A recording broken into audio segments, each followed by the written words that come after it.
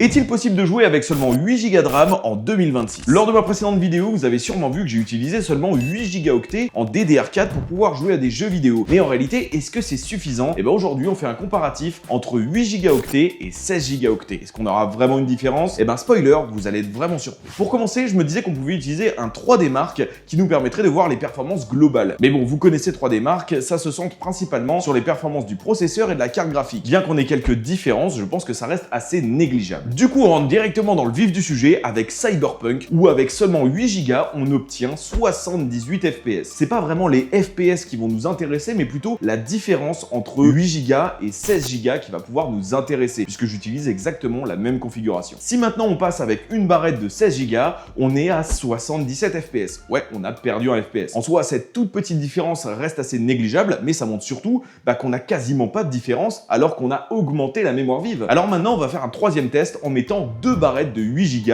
et donc en utilisant le Dual Channel. Et c'est avec un petit étonnement qu'on obtient 86 FPS. Donc là, on est quand même bien au-dessus de ce qu'on avait précédemment et pourtant, on n'a pas rajouté de RAM supplémentaire par rapport au test précédent. Mais du coup, pourquoi avec la même quantité de RAM, on a plus de FPS? Avant, on va préciser les résultats avec Forza Horizon 5. Avec une barrette de 8 Go, on obtient 68 FPS. Avec une barrette de 16 Go, on obtient 70 FPS, tout en étant un petit peu moins stable au niveau de nos performances. Et enfin, avec deux barrettes de 8 Go, donc toujours 16, nous obtenons 73 FPS avec une courbe qui est bien au-dessus des performances qu'on a obtenues précédemment. Mais alors la première question qu'on peut se poser, pourquoi avec 8 ou 16 Go sur une seule barrette, on obtient à peu près les mêmes performances, alors que si on met deux barrettes pour obtenir 16 Go, nous obtenons des performances supérieures? Et bien tout ça, ça vient du Dual Channel. Et en soi, vous le voyez, c'est plus important de prioriser le Dual Channel plutôt que la grosse capacité de mémoire vive. Donc à la question, est-il possible de jouer avec seulement 8 Go?